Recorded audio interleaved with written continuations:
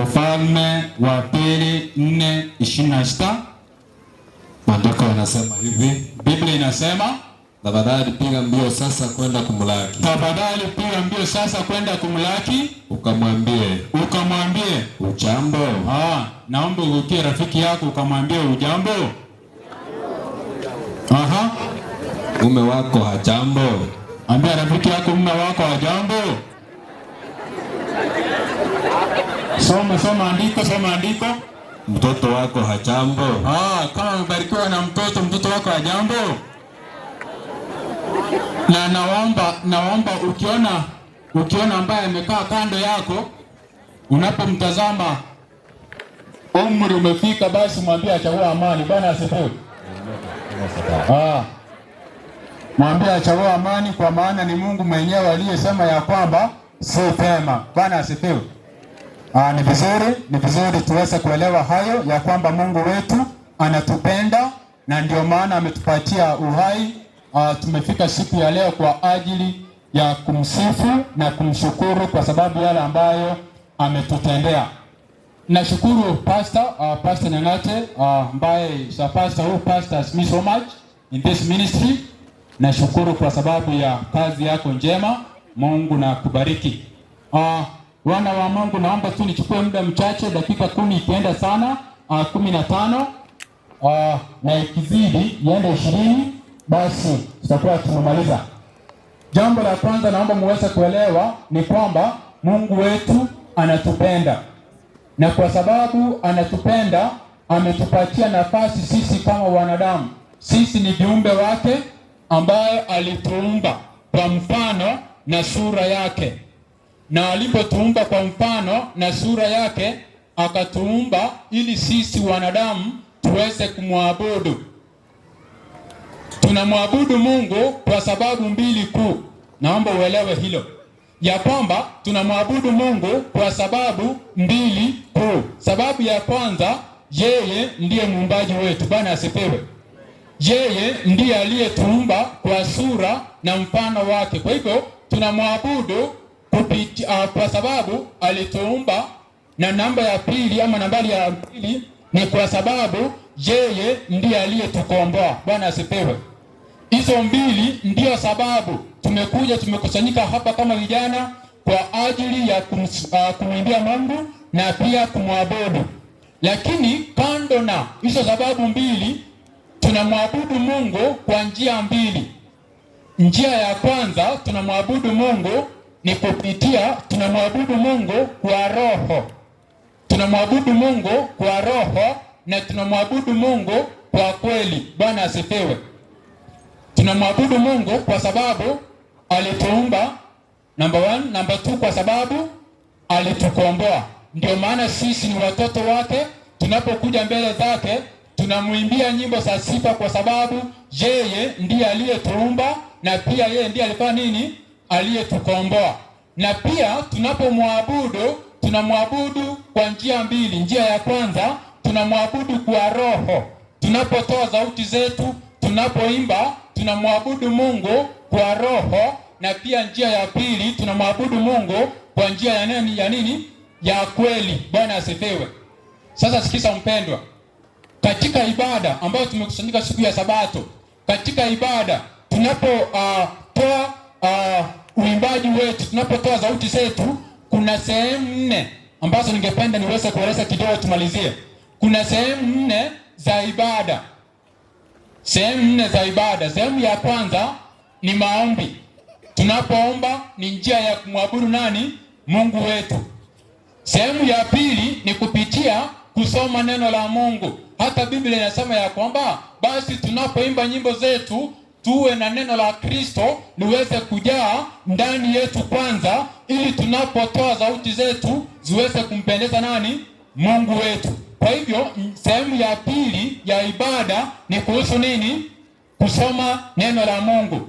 Lakini mpendwa, ni kufahamisha ya kwamba sehemu ya tatu ni kutoa zaka na sadaka. Hata siku ya leo najua ya kwamba kuna matoleo ambayo tutatoa, lakini tunapotoa zaka na sadaka, hiyo ndiyo njia ya tatu ya kumwabudu nani? Mungu wetu. Bwana asifiwe. Sasa sikiza mpendwa, sehemu ya 4 ni sehemu ambayo imetukutanisha hapa sisi zote kwa ajili ya kumwabudu Mungu wetu kwa uimbaji. Bwana asifiwe. Sasa tunapofanya katika hii sehemu ya uimbaji, kitabu cha Zaburi, naomba tusome hilo fungu, Zaburi 47 fungu lake la 7. Ndio fungu tutasoma ambalo la mwisho ili niweze kueleza kitu fulani. Zaburi 47 fungu lake la 7 inasema, Maandiko inasema hivi, maana Mungu ndiye mfalme wa dunia yote. Maana mfalme ndiye mfalme wa dunia yote. Imbeni kwa akili. Basi imbeni kwa akili. Bwana asifiwe. Amen. Ya kwamba wewe kama mwimbaji, Biblia imetoa nafasi ya kwamba hata waimbaji na wacheza vinanda watakuwa huko mlimani Sayuni wakati Kristo atakapokuja. Hiyo inatupatia habari ya kwamba hata waimbaji wako na nafasi ya wapi? Ya mji ule wa mbinguni. Lakini sikiza mpendwa, kabla tufike katika huo mji, hapa duniani tutakuwa tunaimba nyimbo za kumsifu Mungu. Na Biblia imesema ya kwamba basi tunapotoa sauti zetu, tunapoimba, tuweze kuimba kwa akili na ufahamu, ili tuweze kujua ya kwamba lile ambalo tunaloliimba, je, linaambatana na Biblia, kwa sababu uimbaji wetu wote unatoka katika nini? Katika Biblia. Ndio maana Mungu anapotoa uimbaji kama sehemu ya ibada, ana kusudi kubwa kwa ajili ya kuokoa roho za watu. Maana kuna wengi katika kusikiza uimbaji, katika kusikiza neno la Mungu, kupitia hata zile nyimbo ambazo tunatunza na kuimba, basi wamepata nafasi ya kuokolewa. Bwana asifiwe. Kwa hivyo kwaya zinapokuja hapa mbele, isiwe ya kwamba zinakuja ili ziweze kutuimbia, ili kama ni chorista useme ya kwamba kwaya njoo muweze kutuimbia. Hapana, bali zinakuja mbele kumwimbia nani? Mungu wa mbinguni. Nyimbo, they are part of worship. Na kama they are part of worship, it is a form of prayer. Ni njia ya kutoa ombi kwa Mungu. Watu wengi ambao wamekata tamaa, hata vijana wengi ambao hata katika mahusiano yao wamelemewa, ambao hata katika mahusiano yao wamepitia magumu, wanahitaji nyimbo ambazo ni za faraja. Mpendwa, kama wewe ni kijana ambao unaelewa hili jambo ambalo tunaita heartbreak, mtu ambaye kuna heartbreak, huwezi kumwambia ya kwamba nyongwa. Hiyo wimbo huwezi kuwa na maana ya kwamba amepitia heartbreak alafu namwambia nini? Ati nyongwa. Huyu mtu anahitaji nyimbo ambazo zinamuinua. Oh yes, he cares, I know he cares, his heart is touched with mine. Yes. Sasa ukimwambia nyongwa ama umwambie Bwana ndiye mchungaji wangu, hata kama ataenda hutapungukiwa. Bwana asifiwe. Hiyo inakupatia tumaini, inakufariji wewe kama kijana, ili uweze kuinuka katika roho yako. Ndio maana uimbaji wetu tunapotoa sauti zetu. Napenda kwaya moja ambayo inasema ya kwamba utufundishe jinsi ya kuimba, ambayo inasema katika nyimbo zao, wimbo mmoja wanasema ya kwamba twapenda ya dunia yasiyofayo ni yale ya mbingu, hata tunapotoa sauti zetu tupendeza sisi wenyewe. Chorus. Hata lini Bwana itakuwa ipi, tufundishe Bwana kuabudu, tupambanue kelele na ibada, tupe Roho wako atuongoze. Bwana asifiwe. Nyimbo kama hizo zinainua watu roho zao, ili waweze kumtazama yule ambaye ni Yesu Kristo aliyewafia msalabani. Ni kweli kupitia kwa uimbaji, tunaposikiza maneno hayo, tunapoimba kwa akili, tunapotoa sauti zetu tukiwa na roho ndani yetu, basi hatutakuwa tunaimba nyimbo pasipo kuelewa. Jambo langu ninaposimama hapa mbele, si kuzungumzia kuhusu kwaya, lakini nyimbo zingine unaposikiza mpendwa, ni kwamba ziko kando. Waimbaji kwaya moja ikatoa wimbo ambao naupenda, lakini sikiza mpendwa, wakasema ya kwamba akijua kaburi wasi,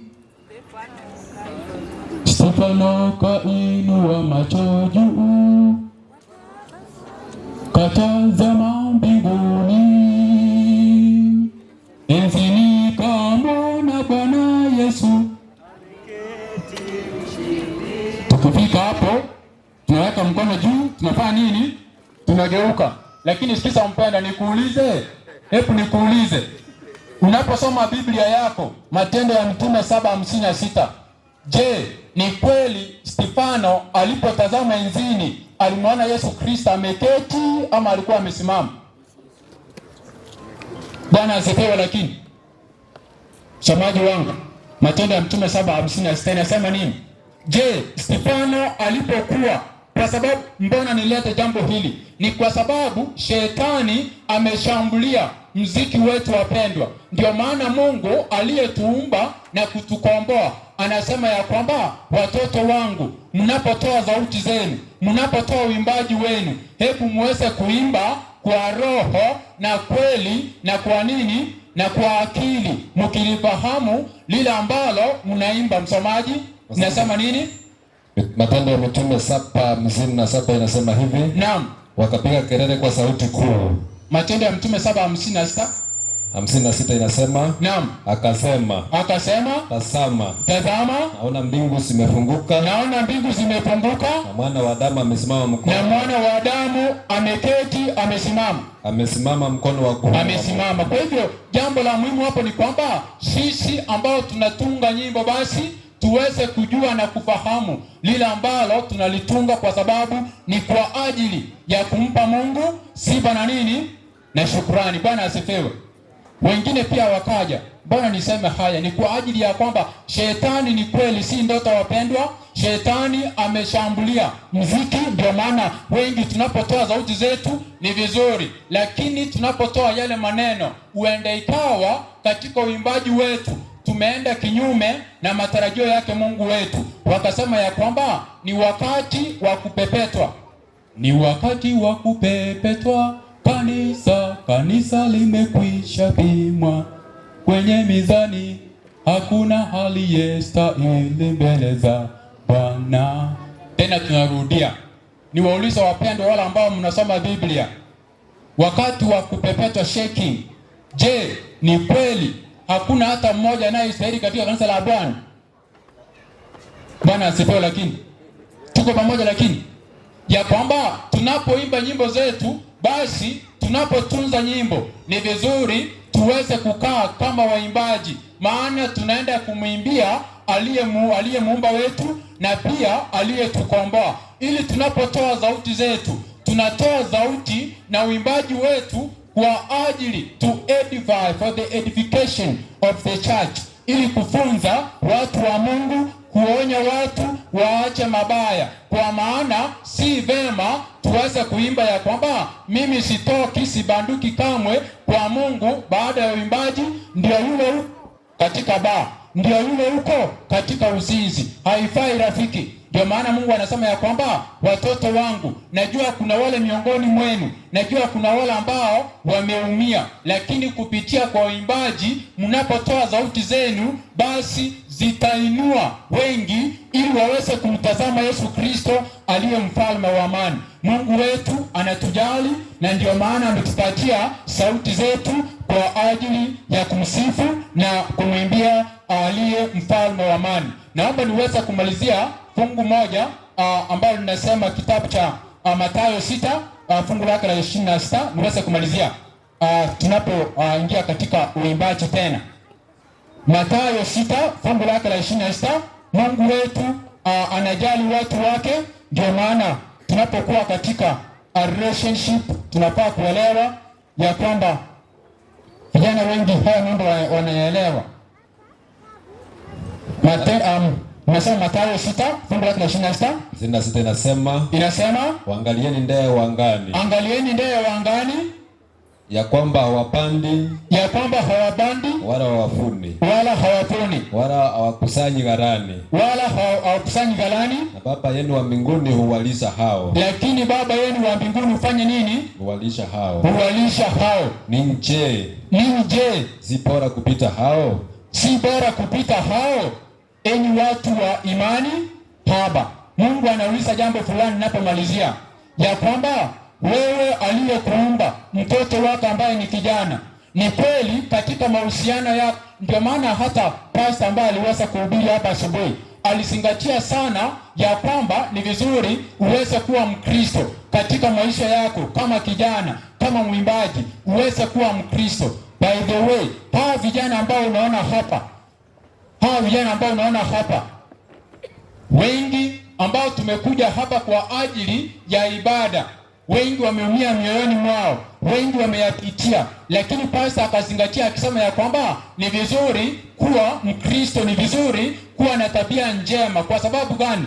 Some of these men who are here, ladies who are listening, they can forgive even your appearance sometimes, because when they see a character in you, when they see a virtue in you, they can even forgive the way. Because unapoangalia Yakobo himself was so alikuwa na a checklist anapoenda kufanya nini, mambo na uhusiano. Ndio maana he went for the symmetrical ratio, akamsahau nani? Lea. Kwa sababu ya hiyo tunafaa kuelewa ya kwamba unapokuwa kijana, unapokuwa msichana ambao unamsifu Mungu, ni vizuri uweze kuwa na tabia ambayo ni ya kuvutia, ili unapotoa sauti yako watu wanamuona Yesu Kristo ndani yako, ili unapotoa sauti zako zinapofikia wengine ziweze kuwainua, waweze kujengeka katika imani yao. Mungu anasema ya kwamba hata kama mnayapitia ni sawa,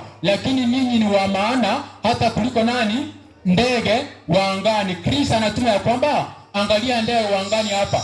They have no ministry of agriculture, they have no ministry of health, lakini Mungu wenu anafanya nini? Anawalinda. Je, will he not take care of your needs? Mungu wetu atubariki. Mungu wetu ako na uwezo wa kutatua yale ambayo tunapitia kama watoto wake. Mungu wetu anasaidia tunapotoa sauti zetu tuweze kujua ya kwamba tunamsifu, tunamwabudu kwa sababu alituumba na kutukomboa, na tunamwabudu kupitia Roho Mtakatifu, kupitia kwa Roho na kweli. Na sababu nne ama sehemu nne za ibada basi ni kusoma neno, kutoa zaka na sadaka, maombi, na ya mwisho ni nini? Mambo na uimbaji. Mungu wetu na atubariki.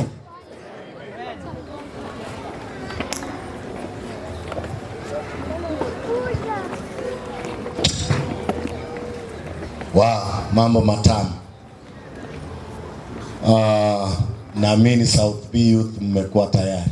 We don't want to waste time.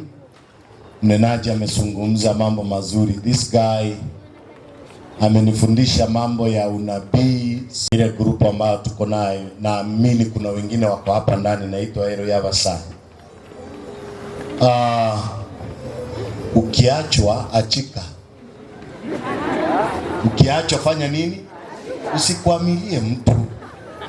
Don't show somebody you are desperate. Marriage is not an emergency. Hello? Ukiachwa fanya nini? Kanyaga kubwa enda. You are designed for greater things. For greater. Nisomee ili fungu. Soma. Kwa vijana. Sisi tunaona mengi kwa maana you come to us, pastor. Naomba uniombe. Kwa nini? Kijana nilikuwa naye ameniacha, lakini pastor nilikuwa nampenda. So unapomfanyia counseling, bear in mind nini? Nilimpenda. Soma. First John chapter 2 verse 17. First John chapter 2 verse 17. First John 19 verse 19. Anasema aje? Hii sikia kama umeachwa, na utaachwa mpaka 10, wa 11 ndiye atakaa. Hebu sikia. Usilie na kamoja kamekuacha. Yaani unakuwa unakaa strong. Waacha tukupatie dawa. Hata sisi tuliachwa, wa 11 ndiye alifanya kazi. Waraka wa kwanza wa Yohana 2:19 anasema aje? Walitoka kwetu. Hawakuwa wa kwetu. Hawakuwa wa kwetu. Maana kama wangalikuwa wa kwetu, wangalikaa pamoja nasi. Lakini walitoka ili wafunuliwe wafanye nini? Wafunuliwe kwamba si wote wa kwetu. Ndio hiyo, ili funuliwe kwamba si wote walio wa kwetu. Unaweza nilia mtu kumbe usiku anakutwanga, wewe achana naye. Yaani mpaka mtu amchawana anakupiga silaha. Alafu ndio unalia pastor nampenda. We chunga ndoa. Sasa hiyo ukisikia umeachwa, enda anza kuimba. Unijali Yesu wangu, imba, lia, vuta machozi, lia, toka ndani ukiwa smart. Achana mambo mingi ya kujiweka stress. Na jamaa mwingine hajapata hivi. Wewe unajiweka na stress hapa. Asante kwa kutukumbusha mambo ya upendo. Inasumbua vijana, heartbreak ziko mingi. Na tuache hiki kitu tunakujanga nayo, list. If I want somebody who is financially stable, wewe mwenyewe hauko stable. I want somebody who is driving, hata baiskeli hujui kuendesha. Atanga kuweka condition, sema kwamba God give me a God-fearing man. God give me somebody who has a character of marriage. Somebody who knows how to drive. To drive what? Ni wangapi he will drive you crazy. Ambo hatukuwa relationship leo. Leo ilikuwa ni uimbaji. Wacha tuachie hapa. Aliye wa kwako atakaa. Asiye wa kwako anafanya nini? Anaenda. Na ukisikia ameenda, ambia Mungu asante. Wacha hii chama ifanye nini? Yenda. Hata kama alikula fea na akakuacha, mwache tu. Hiyo fea Mungu atakupatia. Sauti hii inapiga mdomo, tunawangoja.